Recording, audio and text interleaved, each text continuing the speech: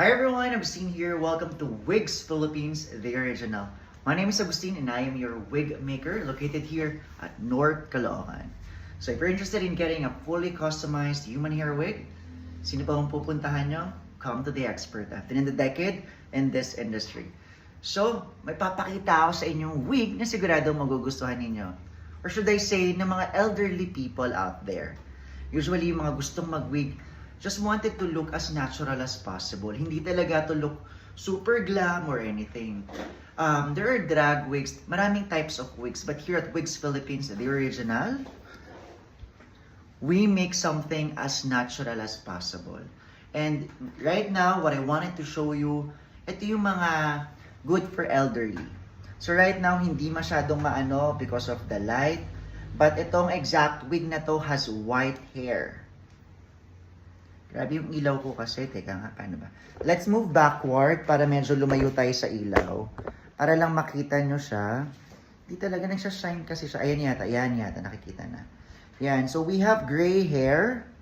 So all over yan, imagine, ayun na, nakikita nyo yung hint ng mga gray hair. So ito, all over, even at the back, lahat yan may gray hair. Bakit may gray hair? Because yung mga elderly natin, they wanted to feel like makapal pa rin yung hair nila, pero hindi yung tipong nagko-color. Kasi others wanted to color their hair para to stay youthful. Others naman, they accept themselves for being elderly na, but they wanted na fuller pa rin yung hair nila without adding color to it. So for this one, ayan, puro gray hair. And syempre, it's best na makita nyo if ever nasusukatin natin. So, as usual, the traditional cap construction, we have 5x5 lace.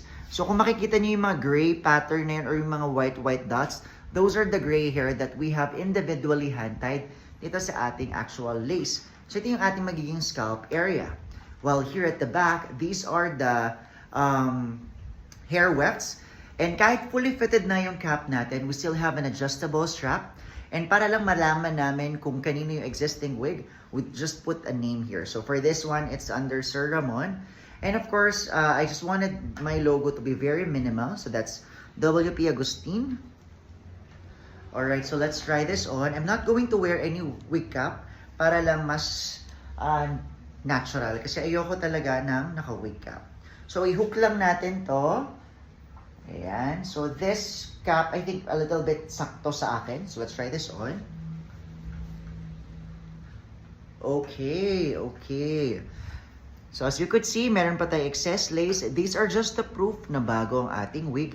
And the reason bakit inimbento ng mga wig maker ang lace is that para for those na nagpapagawa ng wig, you could tell na talagang bago because no one will wear na may ganyan, di ba? No one will bring it out ng may excess fabric pa dyan. So, ito yung ating gray hair. So, right now, medyo malayo ako sa light, but tara, lapit tayo. Tingnan natin. Ayan. So, ayan. So, right now, ito siya. Ayan. So, ayusin ko lang ulit yung pagsuot ko. So, tingnan natin yung hairline. Ayun yung ating hairline. So, you just need to cut this off. Ayan. And then, ayan siya. So, for this one, as you could see, mahaba siya. This is the basic hair length naman talaga natin. So, again, gray hair yung nakikita nyo. Hindi yan glitters, ha. Gray hair. Pero kung tingin ko mukha naman siyang fashionable din, if ever, yung gray hair. But, yan. And look at the back.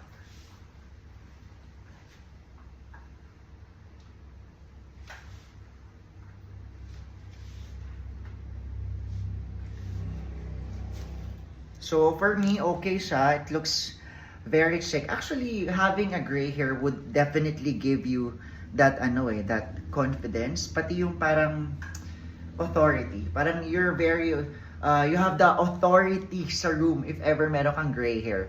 And that's because you have a lot of wisdom. Kumbaga, mas matagal ka na sa mundong ibabaw, I should say. So, others really like gray hair. Pero kung hindi naman, you can still use natural black color. Just like this one. So this one is in natural black. So, if i-compare mo yung hair color nito na natural black, compare sa suot ko, which is, it has gray hair, or tinatawag nilang salt and pepper, ayan yung difference natin. This one is made of 100% human hair. Kadalasan ng mga wigs, kahit human hair ang sinasabi nila, if pagdating sa gray hair, gumagamit sila ng synthetic. But right now, I do have gray hair made of human hair. And the texture is talagang yung pangmatanda na makapal. Kaya ewan kung mapapansin nyo, yung mga may white hair na dyan, pansinin nyo yung texture ng white hair ninyo, mas makapal yung strands nito compared to your darker hair. So, those naman na halos lahat white hair na, pansinin nyo yung hair texture nyo, or alalahanin nyo yung hair texture nyo back in the day, mas manipis yung texture ng hair nyo before compared today. And dito, sa akin, talagang lahat talaga, we're trying our best na as natural as possible para, alam mo yon, if ever na lumabas ka, go to the mall, restaurant, or umattend lang ng events and parties, alam mo yun, you'll just go to the event, present yourself as yourself, hindi yung gagawa ka ng another image of someone. Kasi kadalasan ng mga ready-made wigs natin, it would give you a different look. But dito sa amin, we just wanted to show yung natural na ikaw para mas ma-express mo yung sarili mo in a natural way. Alright, so again, we make the most natural looking wigs here in the Philippines. As of the moment, I don't think anyone could recreate the wigs that I'm making, how customized my wigs are. So if you're someone who needs fully customized human hair wig para maibalik mo yung confidence mo, you can come visit us here at our studio located here at North Caloocan. And I personally could definitely assist you. By appointment lamang tayo. So just message us here at Facebook. That's www.facebook.com/wigsph. Or you can contact us on our mobile number. And just simply message us and we will let you know the process then para sa consultation natin. And also, for those of you na kailangan ng wigs rush, i-X nyo na kami because we require 4 wigs to make something fully customized para sa inyo. I don't think someone who needs wig, yung bibigyan mo na lang yung ready na susuotin mo, it's not gonna be like that. Kasi on that way, parang binigyan ka lang ng different personality. Dito sa akin, here at Wigs Philippines, I make sure we create something custom para sa'yo. So, we need 4 wigs din para talagang ma-assemble natin lahat. Yung kapal, yung haba, yung color. Kung salt and pepper ba, or black, red, blue, or whatever it is. And specifically, yung fit talaga. Dapat fit na fit sa inyo para talagang lalabas yung shape ng head ninyo. Hindi yung gagawa tayo ng another head size. Alright? So, aside from this, syempre, pati yung hair texture and yung kapal. So, basically, anything that would look natural para sa inyo, or ibabalik lang natin yung itsura ninyo back in the days, that's our goal. Alright, so again, my name is Agustin. Thank you so much for watching, and have a good one. Bye!